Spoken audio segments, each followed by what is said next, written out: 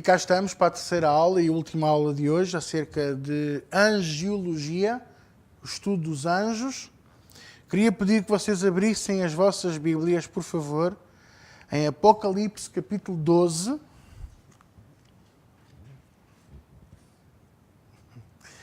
Ou como dizia aquele menino na escola dominical, Apocalipo.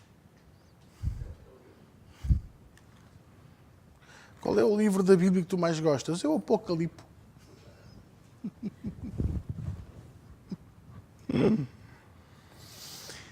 Eu gostava de terminar esta série de 6 aulas sobre angiologia. E antes de lermos aqui o versículo que eu quero ler aqui com vocês, dizer a vocês que os anjos às vezes descrevem-nos como loiros de olhos azuis e altos. Eu quero dizer que os anjos não são suecos. E não há uma descrição não há uma descrição única dos anjos de Deus. Há apenas uma coisa que eu considero que é constante em todos aqueles que veem anjos do Senhor, que é grande luz que os acompanha, porque é o poder de Deus e a glória de Deus. Muitas das vezes nem conseguimos olhar para a cara deles.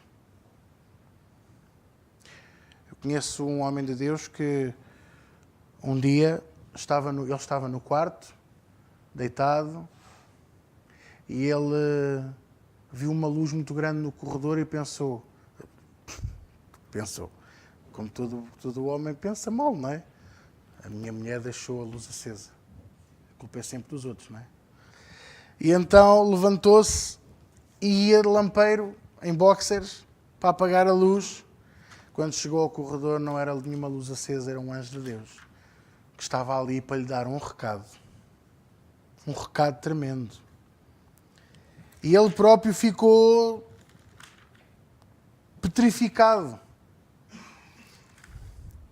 sem saber o que dizer, e o próprio anjo disse-lhe, nada digas, ouve só. Eu vim da presença do Altíssimo para te dizer isto.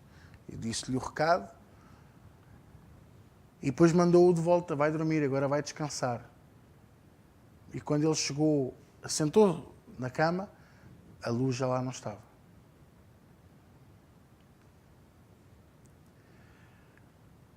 Um dos homens de Deus que eu mais gosto, que é o Samuel Otorian, já está com Jesus. Ele próprio contava, em 84 ele dizia, já por 11 vezes eu vi anjos, entretanto até ele partir, quantos não terá visto anjos? E uma das histórias que mais me comove é ele estar no Líbano, a dormir na casa dele. E um anjo de noite veio e acordou, mexeu assim, sabe, a abaná-lo. E ele acordou e o anjo disse-lhe, veste-te, faz rapidamente a tua mala e vai-te embora.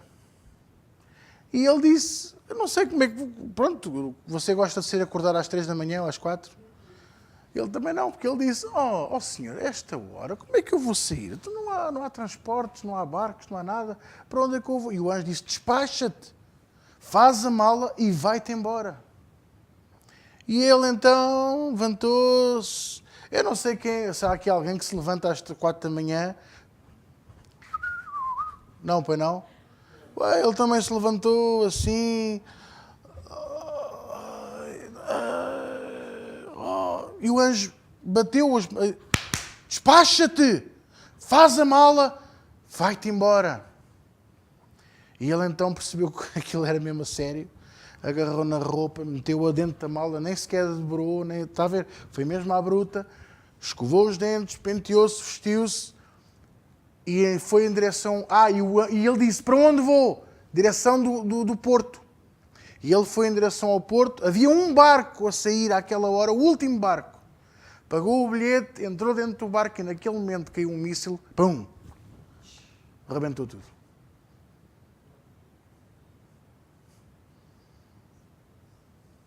Ele dentro do barco, eles só ouviram o...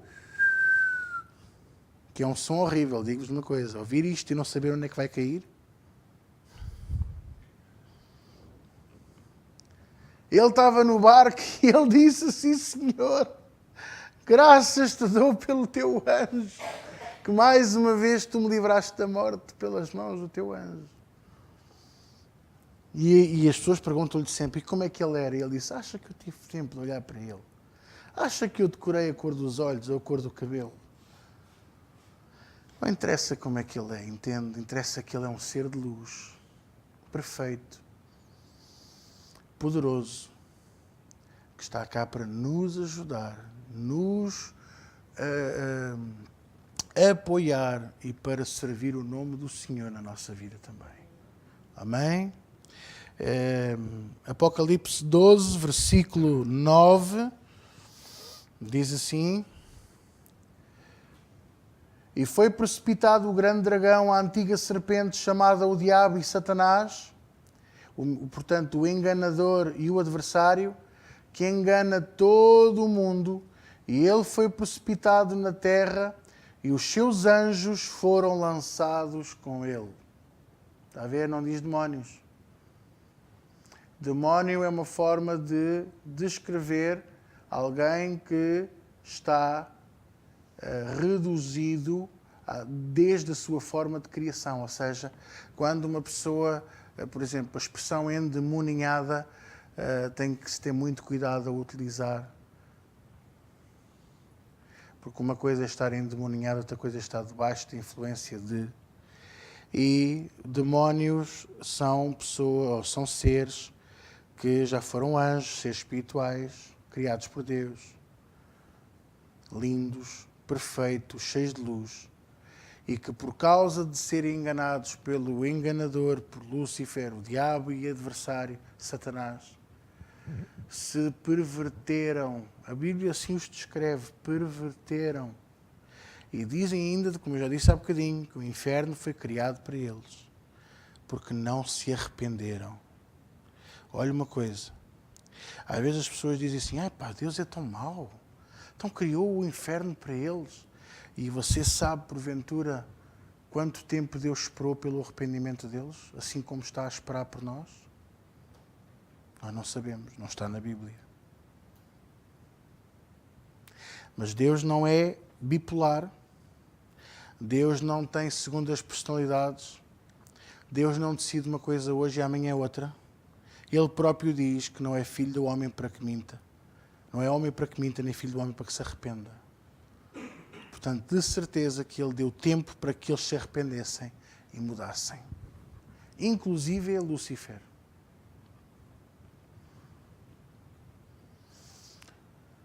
Amém?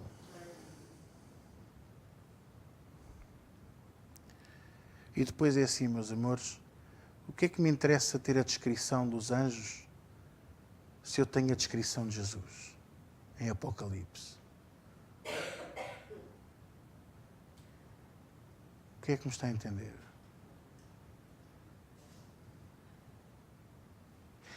Para terminar esta aula e esta série, queria pedir que abrissem as vossas Bíblias em 2 de Samuel, capítulo 24. Eu quero-vos dar duas perspectivas dos anjos de Deus. Uma é uma perspectiva bélica e a segunda é a perspectiva de apoio. 2 de Samuel, capítulo 24. Porquê a perspectiva bélica? Meus amados, porque eles são exército de Deus. E existem para defender o reino dos céus e para nos defender também. Quem é que está aqui que é um cidadão dos céus? Então nós somos defendidos pelo exército de Deus.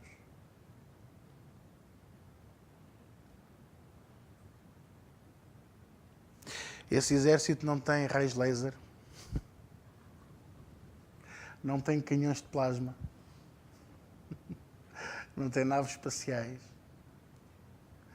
Os anjos não precisam de cavalos, se bem que Elias foi arrebatado num carro de fogo, com 2 cavalos à frente.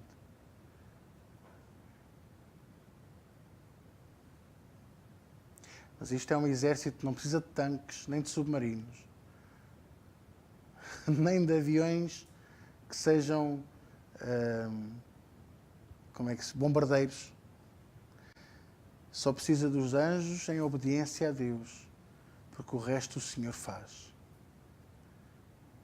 Eles são o exemplo crasso de que eles colocam-se ao serviço e o Senhor põe o seu poder. E por isso eles são o exército invencível.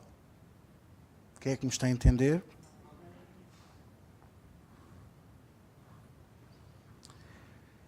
E aqui vamos ver este exemplo. Vamos ler aqui alguns versículos a partir do 14.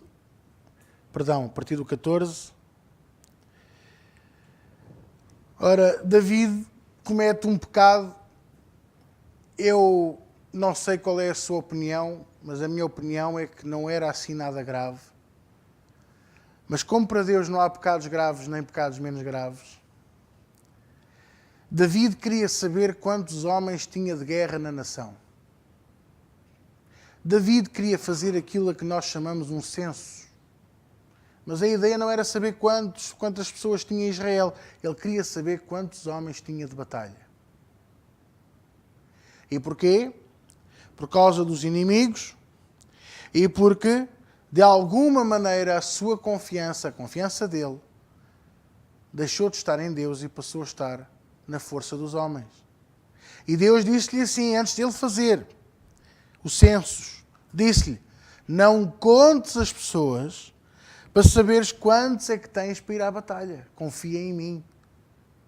E eu lembro-me que Deus levou o povo de Israel a vencer uma batalha contra os filisteus, por exemplo, com Gedeão, com 300 homens. Depois de ter chamado à guerra 30.000, dispensou os que tinham medo e ficaram 15.000, ou o que é que foi, ou 12.000, e depois mandou-os ir beber água ao lago, e os que bebiam a cão,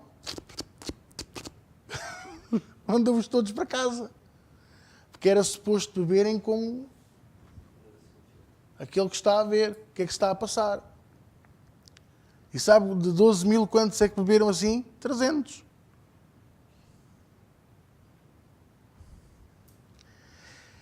E o exército dos filisteus era à volta dos 100.000, portanto, e eles foram derrotados.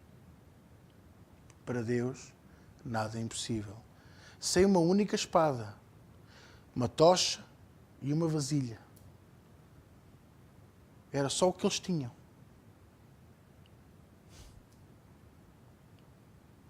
E David esqueceu-se disso. E eu não estou a criticar David. Não penso que está a dizer mal de David. Não, eu estou a lembrar-me a mim assim.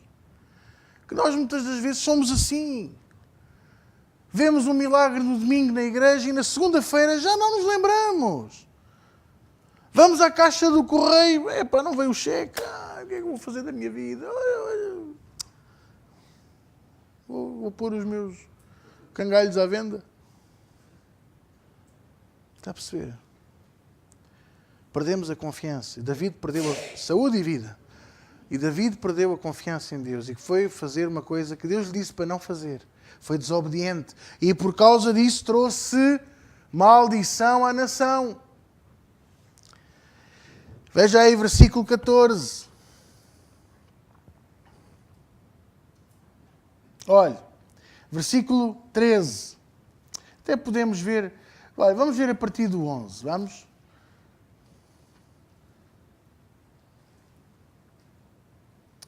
Deixa-me cá ver. Eram 800.000 homens de guerra de Israel e de Judá eram 500.000, 1.300.000 homens de batalha. Veja só. Versículo 10. E o coração, a partir do 10, Tiago, e o coração doeu a David depois de haver numerado o povo e disse David ao Senhor: muito pequei no que fiz. Porém, agora, ó Senhor, peço-te que traspasses a iniquidade do teu servo, porque tenho procedido muito loucamente. Olha para mim. Depois de ele saber quantos homens tinha, que tinham um bom exército, percebeu a borrada que tinha feito. Então fui desobedecer a Deus, não confiei em ti. Fazemos isto tantas vezes. Versículo 11. Levantando-se, pois, David pela manhã, veio a palavra do Senhor ao profeta Gade, vidente David, dizendo: vai e diz a David, assim diz o Senhor, 3 coisas te ofereço. É a segunda vez que isto acontece. Escolhe uma delas para que te a faça. Veio, pois, Gad a David e fez-lhe saber e disse-lhe: queres que 7 anos de fome te venham à tua terra? Ou que por 3 meses fujas diante dos teus inimigos e eles te persigam? Ou que por 3 dias haja peste na tua terra? Delibera agora e vê que resposta hei de dar ao que me enviou. Então disse David a Gad: estou em grande angústia. Porém, caiamos nas mãos do Senhor, porque muitas são as suas misericórdias, mas nas mãos do homem não caia eu. Versículo 15. Então enviou o Senhor a peste a Israel, desde pela manhã até ao tempo determinado, e desde Dan até Berseba, morreram 70.000 homens do povo. Estendendo, pois, o anjo a sua mão sobre Jerusalém para a destruir, o Senhor se arrependeu daquele mal e disse ao anjo que fazia a destruição entre o povo: basta, agora retira a tua mão. E o anjo do Senhor estava junto à eira de Araúna, o jebuseu.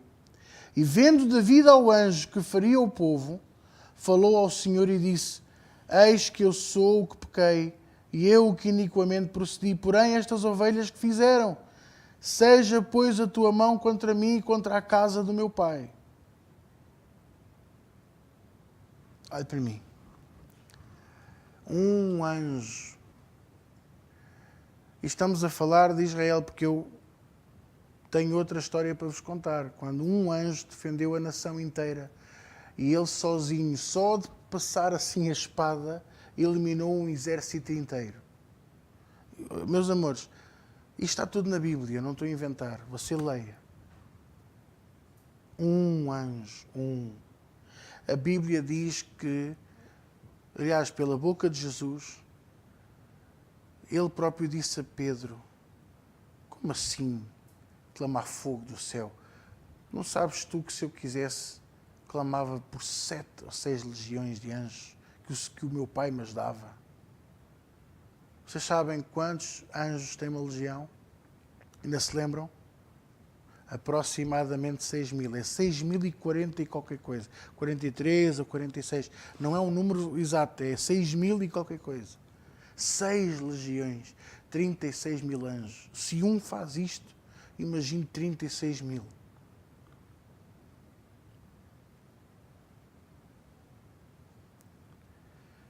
Eles são poderosos em Deus para cumprir a sua palavra. E veja, ele obedeceu à voz de Deus e obedeceu a segunda vez à voz de Deus quando foi para parar. Não valia a pena o povo gritar, não valeu a pena David gritar e dizer: eu sei que sou o culpado, mata-me a mim. Não. Ele só parou quando o Senhor lhe disse: para, basta.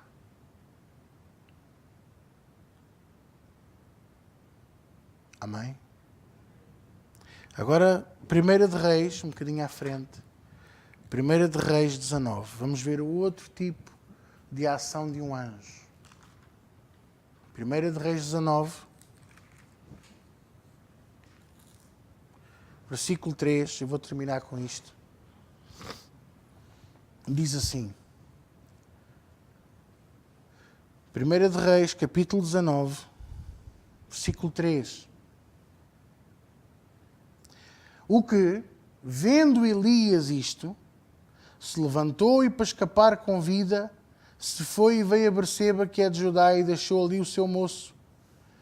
E ele se foi ao deserto, caminho de um dia, e veio e se assentou debaixo de um zimbro, e pediu no seu ânimo a morte, e disse: já basta, ó Senhor, toma agora a minha vida, pois não sou melhor do que os meus pais.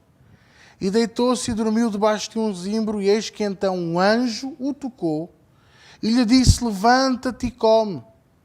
E olhou, e eis que à sua cabeceira estava um pão cozido sobre as brasas e uma botija de água.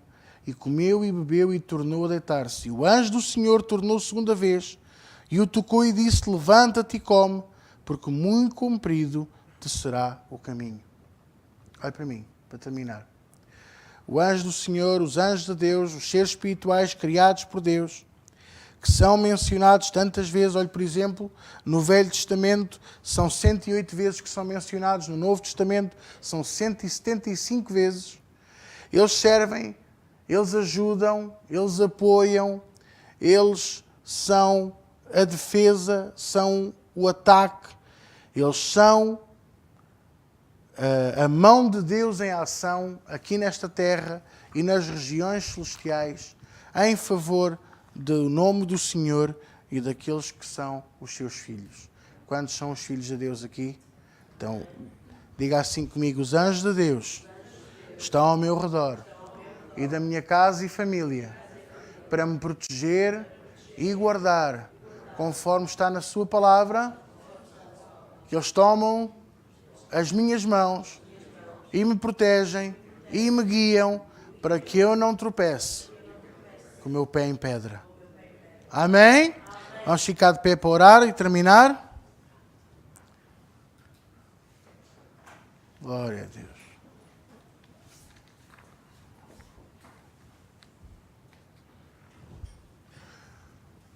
Querido Senhor, nesta noite, graças te damos por esta palavra, por este ensinamento e por tudo aquilo que tu partilhaste aos nossos corações e nos ensinaste. Senhor, continua a abrir os nossos olhos da mente e do Espírito, continua a revelar-te a cada um de nós, continua a encher os nossos corações, continua a dar-nos fome e sede de ti e da tua palavra, para a tua eterna glória, em nome de Jesus. E todos dizem comigo, amém. Glória a Deus. Tchau, tchau.